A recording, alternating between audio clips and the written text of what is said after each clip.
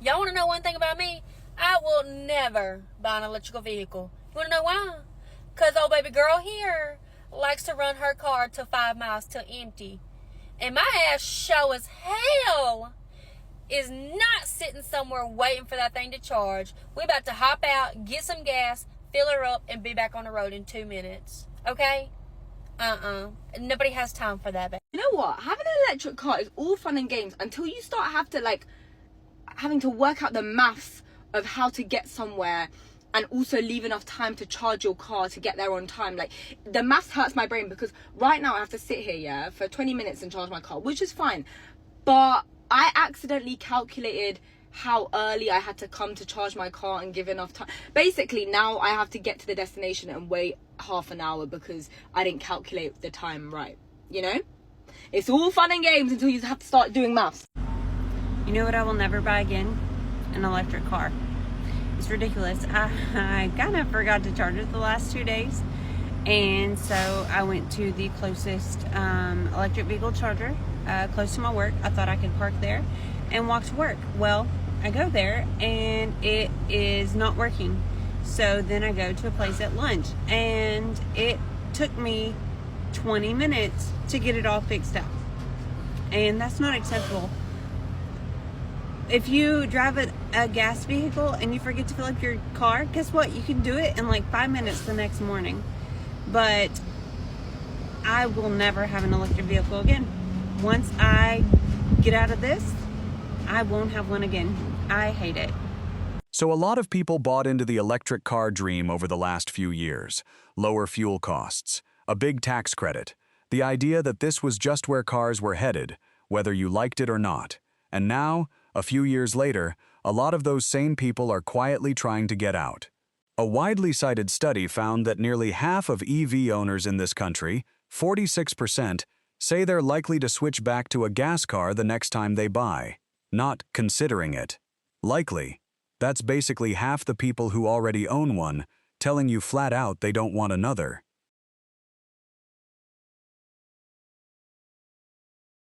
I absolutely regret getting an electric car.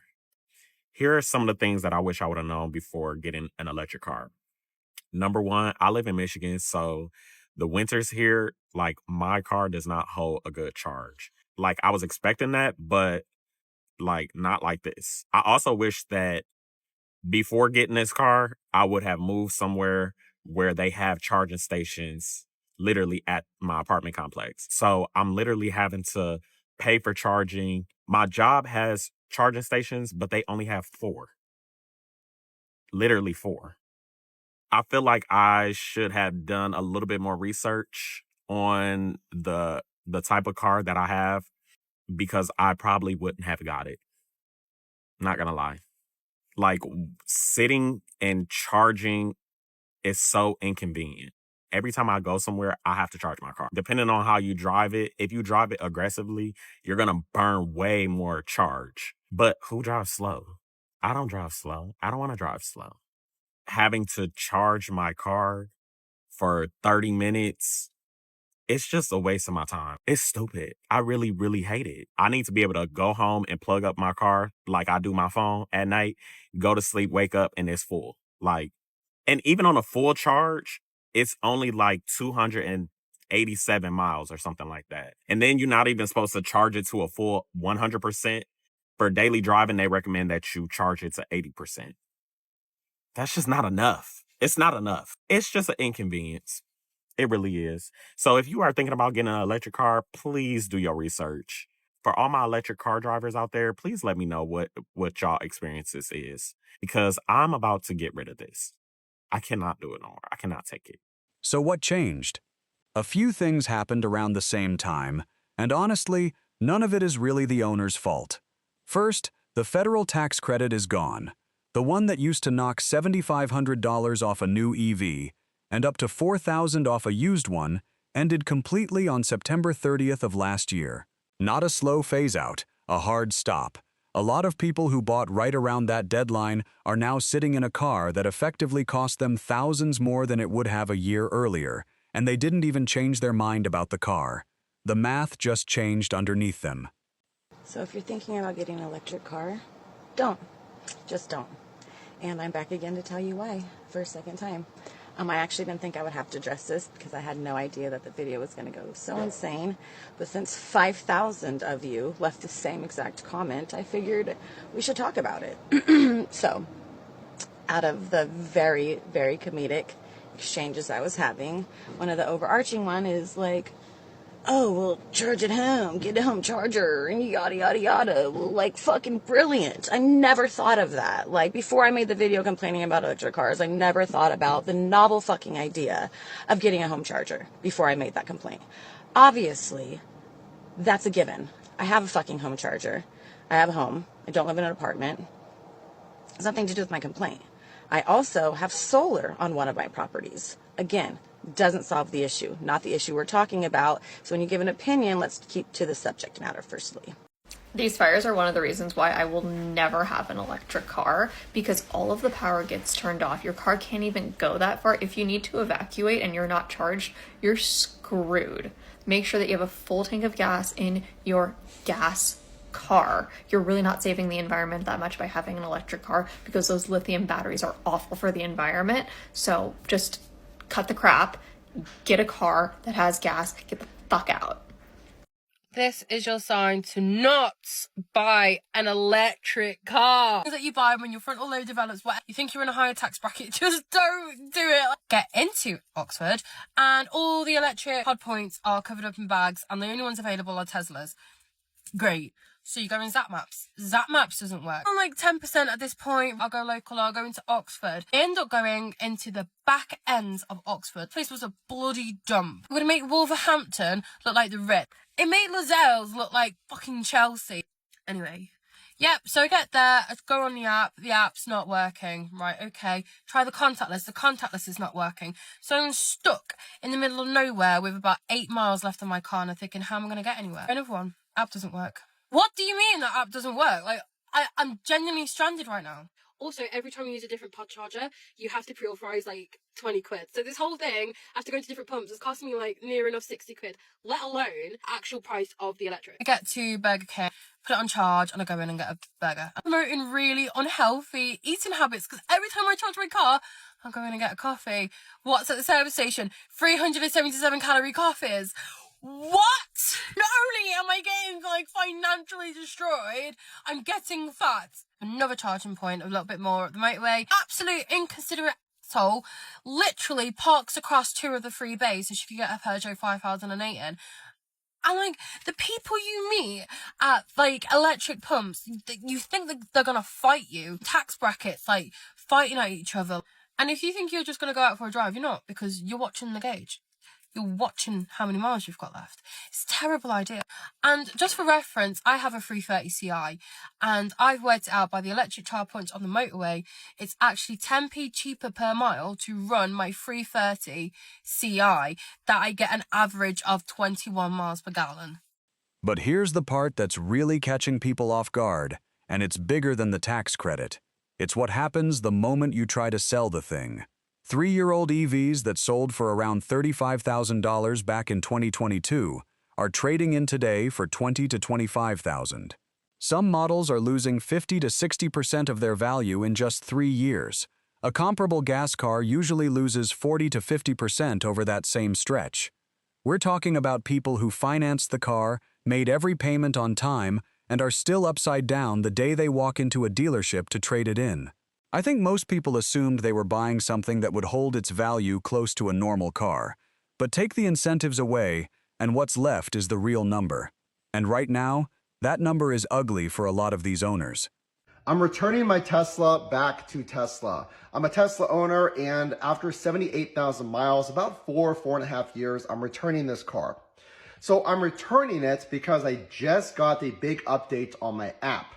When you place an order for a Tesla, you get an ETA of a new Tesla. And now for the first time, my app actually tells me December 16th through the 31st, I ordered the brand new Model Y Performance. So I am returning my car, but here's what you need to know. I've traded in 2 cars to buy Teslas.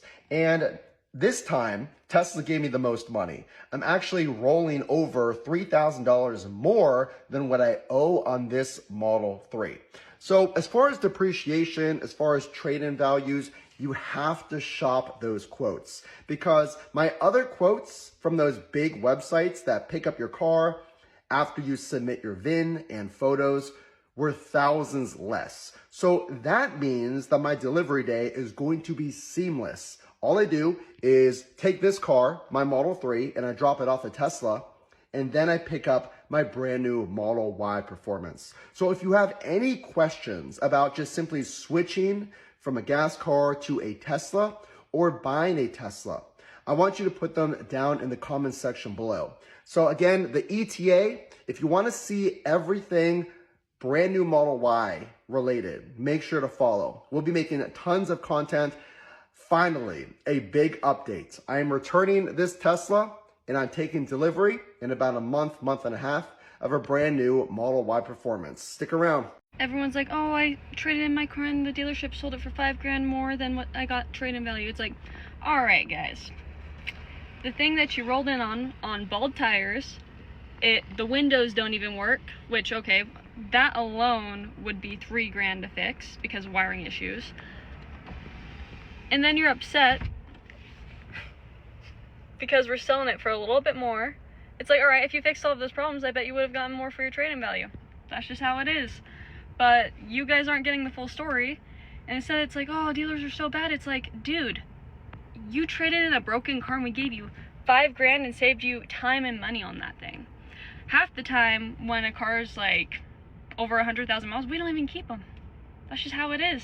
If the dealer knows that you owe a low amount, he's going to try to lowball you on the trade. He's going to try and underlie. He's going to try and take it in a little bit lower. If you only owe 7, even if it gives you 18, I mean, that's $11,000 going towards your deal. The payment's going to be low, and I can take the trade in for only whatever they're offering you. Getting in this car, you want to sell it to me? I'm going to tell you something you already know. Yeah. It's dropping faster than I stale know. biscuit. It has 11,000 miles, right? It's got 11,000. It's a 24. That's the original paint, or it's wrapped? The original paint, but I put the crazy graphics on it. I'm going to scan it. I'm going to show you the instant offer right now. So the instant offer is $65,250. I'd be willing to do the 65. A little low. I know. What if I wanted to leave it here and let you sell it? Yeah, let's do that. How would you do that? I'll put it online, and I'll give you more than 65. I'll give you 67 if I could sell it for like 72.9. Fair. All right, so I appreciate you coming in, man. Yeah, Thank you. too, bud. Well, hopefully we can do a deal later. I don't know. I don't see anybody buying an orange EV Hummer with graphics on it as well. It's not only the money side either. Cold weather states where range quietly drops in the winter and nobody warned people how much. And people who drive long distances finding out the hard way that a fast charger being on the map doesn't mean it's working when you get there. So picture that stacked up. You're already out thousands more than expected. Your car is worth less than you thought. And now you're the one waiting at a charger that might not even work, while your neighbor's already down the road. And it's not staying quiet at the ownership level. Ford has taken a $19.5 billion write-down on its EV program alone, and their total EV losses since 2023 add up to $32.5 billion. GM has slowed production on some electric models and cut a shift at one of its plants, which means real workers losing hours or their jobs over a bet that isn't paying off. Honda has already killed off its only fully electric model sold here, so when regular owners say something feels off, they're not imagining it. The same companies that built these cars are quietly backing away from them too. EV industry shifted here in 2026, but here are the top things that nobody is talking about. Things you should probably know, and ultimately, how does this shift impact you? My name's Kirsten. I've been in the EV industry for over 18 years, half of which was launching Tesla, and the other, 6 years at least at Shell Recharge. Sharing some industry knowledge twice a week, bringing you up to speed on what's happening. So let's get into it. Some key headlines to remember. The federal tax credit of $7,500 was cut last year, followed by Q4 EV sales totally way down because we just had this huge rush on EV sales in order to take advantage of the tax credit. Then in Q1, you had GM and Ford announce they were no longer producing some vehicles. They're going to be closing some EV factories. They were going to be writing off billions of dollars, and actually shocked a lot of people with this news. But no, a lot of people in the industry definitely saw this coming. You know anything about American auto industry, no surprise that there's this huge push now for plug-in electric vehicles and hybrids. So the US auto industry employs something like 4 to 7 million Americans whose jobs are tied to the big three in dealerships and manufacturing or supply chain or corporate. It's a lot of people impacted by the shift to electric or whatever the transportation strategy is. And above all, it's just a big business that you have to shift all of these processes and manufacturing and supply chain in order to accommodate. So, this shift to hybrid has been, I want to say, has been happening, or at least there's been this push for going hybrid as like this interim step before electric, far, far, far before 2026 big announcements came. Biden era federal tax credits were actually for plug-in hybrids made in America more than they were actually for all EVs.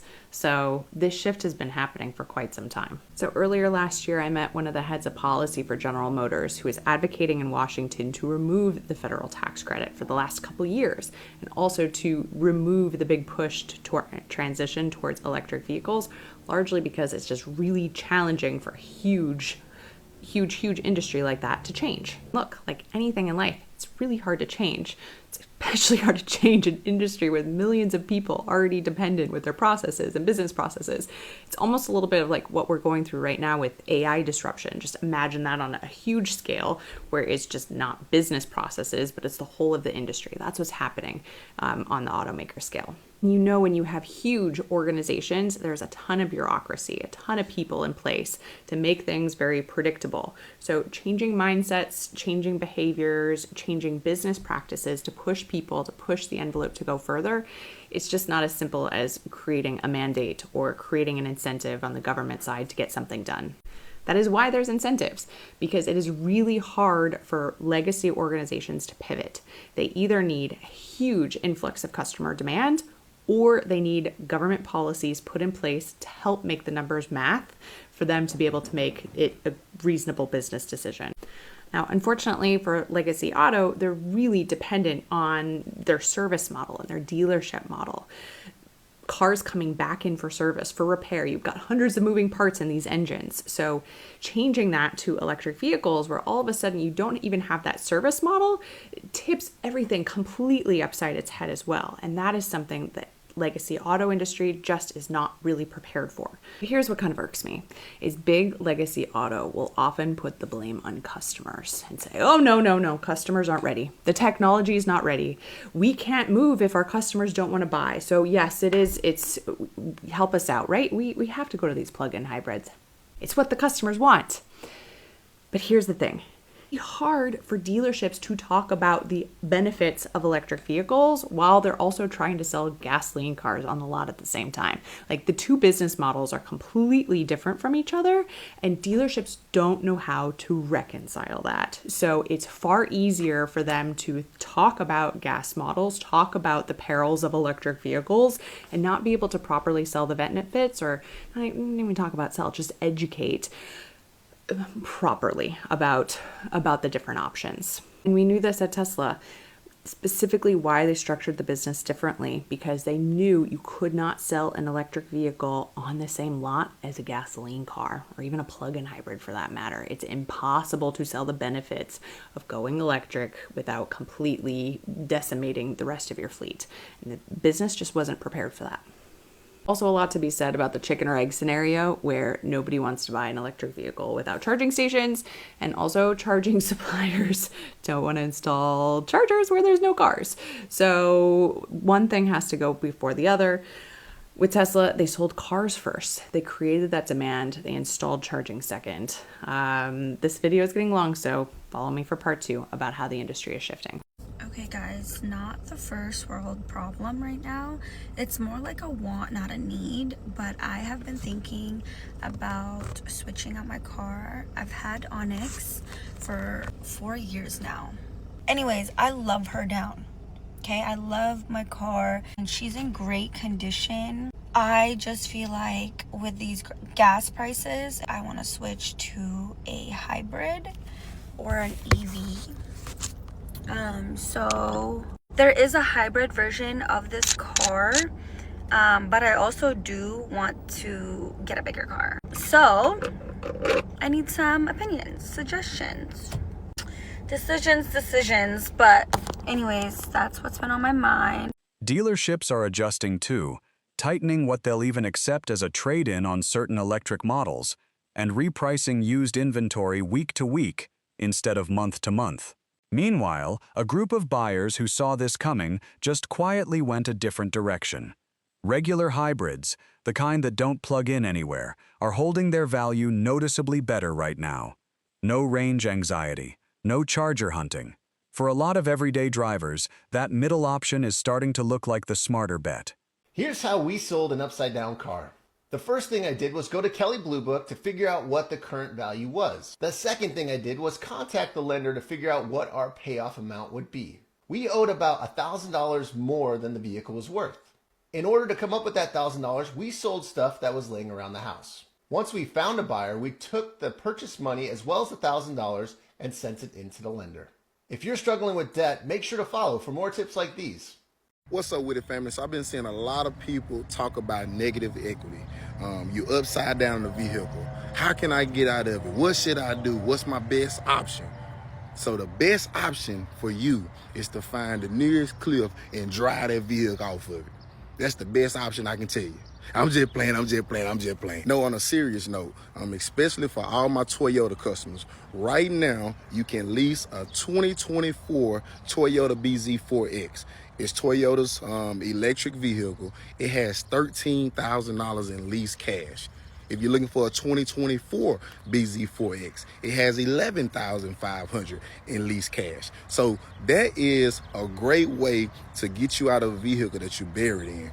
$13,000 on the 2023, 24, $11,500. If you're in the Gulf States region, that would be the perfect vehicle to get you out of that negative equity, get you out of that up-down situation, lease that. In the next 2-3 years, you'll be good to go.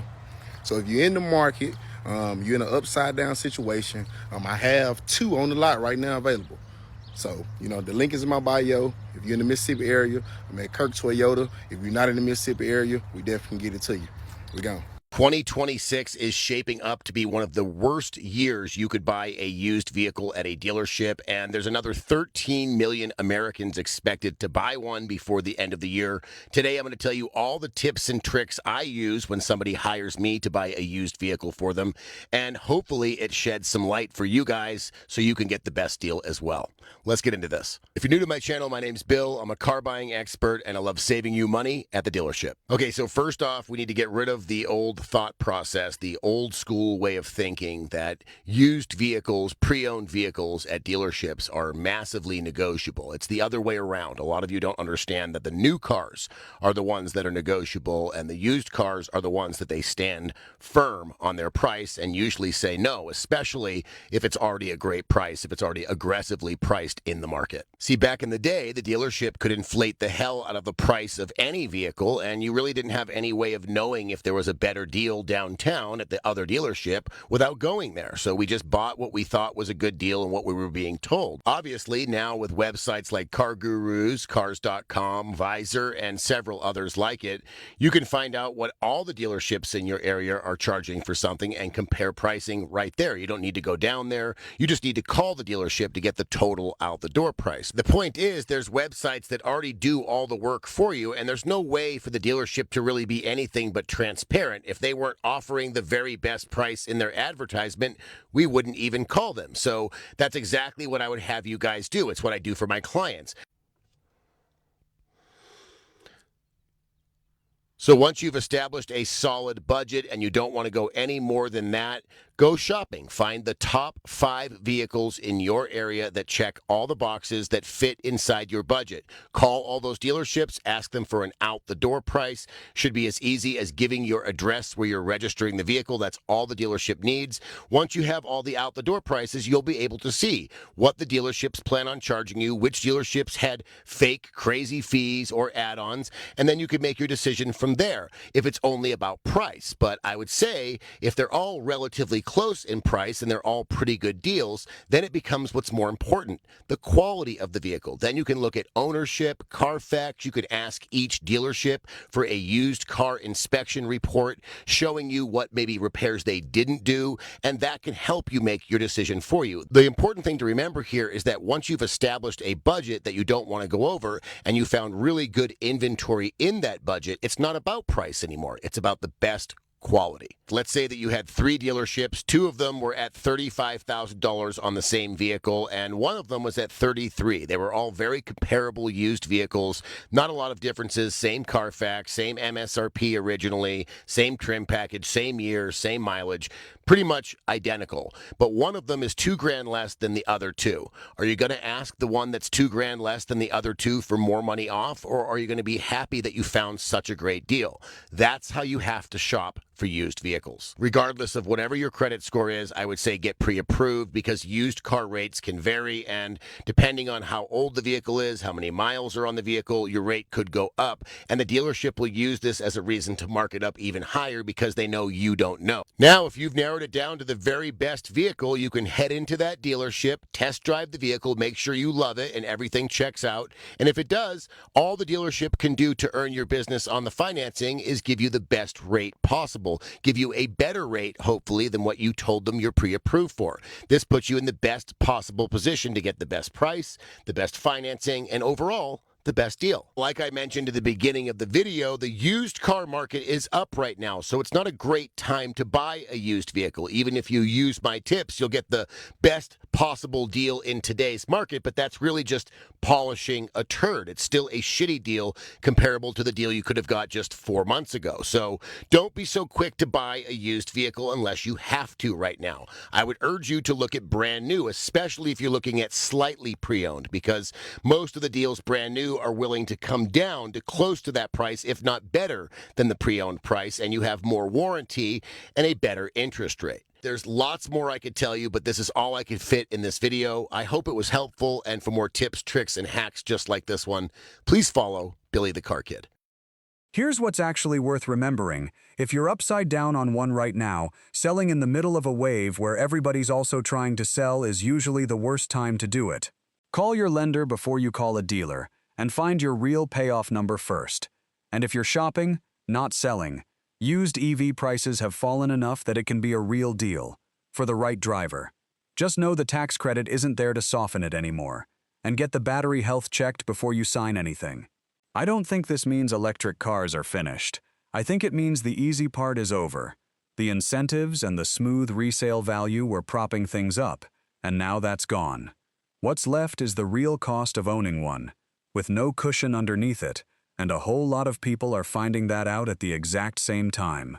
So I want to ask you, have you noticed people around you trying to unload their EV lately, or has your own experience honestly been fine? Let me know down in the comments. I'm curious how different this looks depending on where you live. And if stories like this hit close to home, this is exactly what we cover here at Cost Crisis. So stick around and subscribe if you want to stay ahead of what's actually happening to everyday people's money right now. Thank you for watching, and I'll catch you in the next one.